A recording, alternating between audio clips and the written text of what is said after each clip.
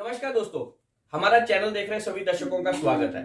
दोस्तों, जैसे कि हमने पिछली बार आपसे वादा किया था कि अगला जो हमारा एपिसोड होगा वो आने वाले जो राज्यों के विधानसभा चुनाव हैं उनको दिमाग में रखकर किया जाएगा। तो आज जो मैं मंथन में एक विचार आप सब लोगों के सामने रखने आया हूं, उस विचार का नाम है पॉलिटिक्स में दी जाने वाली ओपन रिश्वत। जी हां दोस्तों, आपने सही सुना।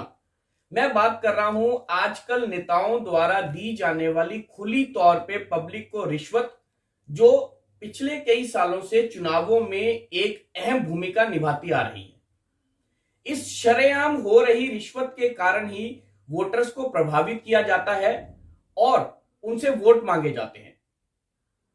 अमूमन अगर एक छोटा आदमी या कोई भी एक इंसान किसी भी ऑफिसर को या किसी भी डिपार्टमेंट में अपना काम करवाने के लिए अगर 150 रुपए की रिश्वत भी देता है तो उस पर एक बहुत बड़ा गंभीर इल्जाम लगता है कि आप अपना काम करवाने के लिए रिश्वत दे रहे हैं, आप सिस्टम को बिगाड़ रहे हैं। लेकिन दूसरी तरफ हमारे जो नेता हैं वो सरेआम खुले तौर पे पब्लिक को रिश्वत दे रहे हैं। मैं आपको कुछ उदाहरण देना चाहूंगा। हम वाईफाई फ्री दे देंगे, हम आपको स्कूटी फ्री दे देंगे, हम आपको बिजली फ्री दे देंगे, हम आपको पानी फ्री दे देंगे, हम आपको ये फ्री दे देंगे, वो फ्री दे देंगे। जीतते हैं तो 18 साल से ऊपर की जितनी भी महिलाएं हैं उन सबको 1000 रुपया महीना हम देंगे। 100 यूनिट बिजली के फ्री देंगे, बिजली की दरें ही घटा देंगे। कोई कहता है हम एससी और एसटी को उनको फ्री में शिक्षा देंगे, कोई कहता है हम आपके लिए अस्पताल फ्री में कर देंगे, कोई कहता है बच्चों के लिए टैबलेट बांटे जाएंगे, कोई कहता है महिलाओं के लिए स्कूटी बांटी जाएगी, कोई कहता है महिलाओं को बसों में सफर फ्री कर दिया जाएगा। दोस्तों, क्या ये खुले आम दी जाने वाली रिश्वत का रूप नहीं है? पब्लिक को वोट लेने के लिए ये भी तो एक तरह से खुली रिश्वत ही है। बट हमारी पब्लिक इस बारे में सोचती कहां है? पहले हम सुना करते थे जब हम छोटे होते थे कि जी वोट होती है तो वोट से पहले किसी को 500 रुपए दिया जाता है, किसी को एक शराब की बोतल दी जाती है, कभी किसी को खाने का कोई प्रलोभन दे दिया जाता है और इस तरह से वोट इकट्ठे किए जाते हैं। लेकिन पहले ये सारी चीजें बड़ी एक पर्दे के अंदर होती थी। लेकिन आजकल आजकल तो आप जहां पर भी देखो शरेआम रिश्वत दी जा रही है। क्या किसी पब्लिक में रैली में बैठे हुए आम इंसान ने कभी किसी भी नेता को यह क्वेश्चन किया कि नेताजी आप जो ये फ्री के वादे कर रहे हैं, हम ये फ्री दे देंगे, वो फ्री दे देंगे, वो फ्री दे देंगे, आप दोगे कहां से? आप लोगों को तो बोलते हैं कि आप अपना काम करवाने के लिए अगर किसी भी तरह का कोई कैश या इन काइंड देने की अगर आप ऑफर करते हो तो आप उसको रिश्वत की कैटेगरी में खड़े करते हो। तो जो आप लोगों के साथ वादे करते हैं, क्या वो रिश्वत की कैटेगरी में नहीं आ रहा? इस तरह से तो आप शरेआम लोगों को रिश्वत देने और लेने के लिए बढ़ावा दे रहे हो, क्योंकि आप अपनी वोट लेने के लिए पब्लिक को कुछ ना कुछ देने के लिए ऑफर ही कर रहे हो। तो वो भी तो एक तरह की आप सरेआम खुले तौर पे रिश्वत ही तो बांट रहे हो। और मेरा एक सीधा सा सवाल है हर पॉलिटिकल पार्टी के साथ कि जो आप चीजें देने का वादा करते हो, चाहे वो टैबलेट है, चाहे वो मोबाइल फोन है, चाहे स्कूटी है, चाहे आप किसी को घर का राशन, कोई भी चीज जो आप फ्री में देने का वादा कर रहे हो, क्या वो पॉलिटिकल पार्टी अपने पॉलिटिकल पार्टी के फंड से देगी? या वो नेता जो आपको इस तरह का वादा करता है, क्या वो अपनी जेब से ये सारी चीजें देगा? नहीं दोस्तों, किसी भी पॉलिटिकल पार्टी या किसी भी नेता ने आपको जो भी फ्री में देने का वादा किया है उसने अपने घर से नहीं देना। अल्टीमेटली जो टैक्स पेयर का पैसा है, जो कम्युनिटी, चाहे वो बिजनेस कम्युनिटी है, चाहे जनरल पब्लिक है, चाहे वो सैलरी क्लास आदमी है, जो हर चीज खरीदने पर टैक्स देता है, उस टैक्स से जो पैसा इकट्ठा होता है उस पैसे से ही रिश्वत बांटी जा रही है। खुले तौर पे सरकारी खजाने को लूटा जा रहा है। कभी आपने किसी टैक्स पेयर से पूछा कि आप जो टैक्स दे रहे हो उसका इस्तेमाल कैसा होगा? कभी किसी पॉलिटिकल पार्टी ने यह कहा कि जो लोग टैक्स देते हैं हम उनको कुछ साल के बाद, इतने साल उन्होंने टैक्स दिया है, उनको कोई सिक्योरिटी देंगे, कोई सोशल सिक्योरिटी देंगे? एक बिजनेसमैन जो मान लीजिए 20 या 25 साल बिजनेस करता है, उसने गवर्नमेंट को बहुत तरह के टैक्स दिए, इनकम टैक्स दिया, सेल्स टैक्स दिया, कॉर्पोरेट टैक्स दिया, जाने कितनी तरह के टैक्स दिए।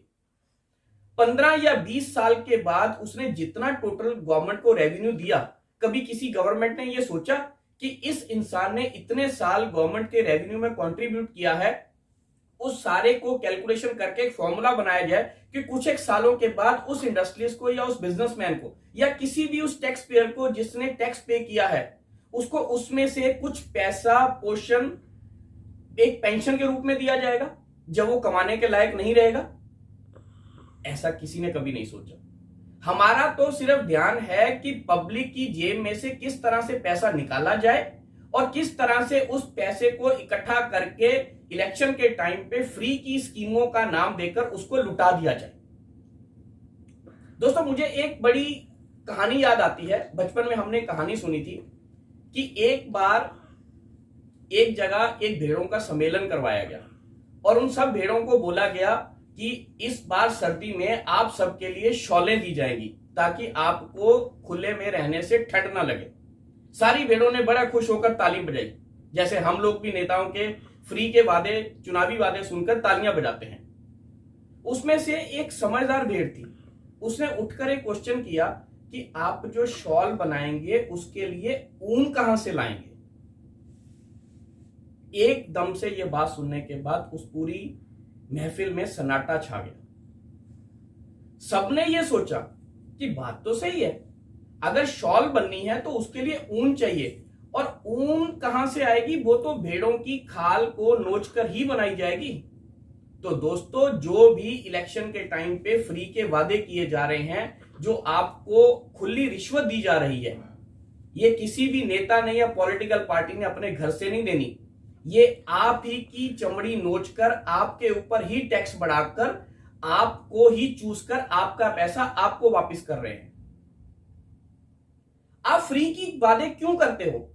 कभी भी मैंने किसी पॉलिटिकल पार्टी की यह स्टेटमेंट नहीं सुनी कि अगर हम सत्ता में आएंगे तो हम इतना रोजगार पैदा करेंगे, हम शिक्षा का स्तर यहां से उठाकर वहां लेके जाएंगे, हम कॉमन आदमी के लिए ये फैसिलिटीज पैदा करेंगे, हम इंफ्रास्ट्रक्चर डेवलप करेंगे।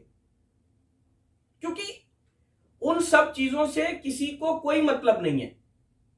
आम आदमी भी ये सोचता है कि मेरे लिए चलो एक सफर ही फ्री सही, मेरे लिए वही बहुत है। दोस्तों, आपको एक तरफ का सफर फ्री देने के बाद उसकी आड़ में कितने लोगों के नकली नाम डालकर कितनी सारी स्कीमों में से घोटाले होते हैं, ये हमने कई बार सुना है। कई बार ऐसा देखने में आया है कि जो लोग अच्छे खासे खाते पीते घर के हैं, जिनकी फैमिली इनकम भी बहुत अच्छी है, उनके भी बीपीएल श्रेणी के कार्ड बने हुए हैं। वो लोग भी उन सब चीजों का फायदा ले रहे हैं जिनको उनकी जरूरत नहीं है।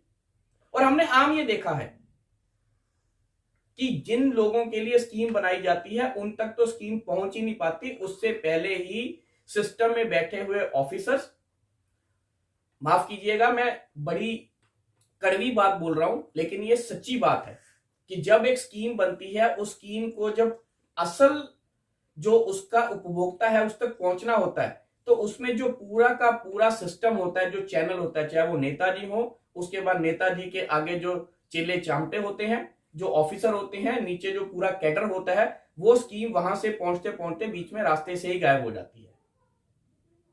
हमारी सेंटर की गवर्नमेंट ने इस बारे में कुछ कदम अच्छे उठाए हैं। जैसे उन्होंने कहा है कि किसी भी तरह का जो बेनिफिशियरी है उसको जो बेनिफिट मिलेगा वो डायरेक्ट उसके खाते में मिलेगा। जो भी स्कीम का पैसा है किसी भी नेता, किसी सरपंच या किसी मंत्री के हाथों से नहीं बटेगा। जो एलिजिबल कैंडिडेट है उसकी एलिजिबल सब्सिडी उसके अकाउंट में डायरेक्ट जाएगी। और हमने पीछे अखबारों में ये पढ़ा भी कि जब से ये डायरेक्ट सब्सिडीज जो एलिजिबल कैंडिडेट्स हैं, जो एक्चुअल में जिनको इन चीजों की जरूरत है, उनके खातों में डायरेक्ट जब से जानी शुरू हुई है, तो कई तरह के जो फर्जी खाते थे वो बंद हो गए।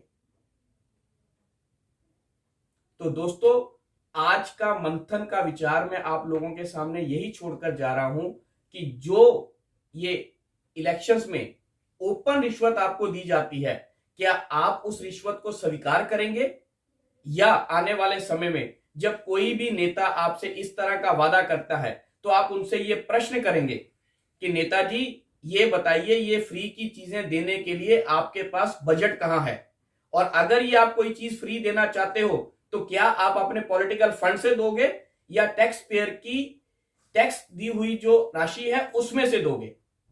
मैं दावे के साथ कहता हूं किसी भी नेता के पास इस बात का जवाब नहीं होगा। तो दोस्तों, इलेक्शन का टाइम है, अपनी बात कहना शुरू कीजिए। जैसे नेता हमें भाषण देकर चले जाते हैं, उस भाषण के बाद उनसे प्रश्न करना शुरू कीजिए।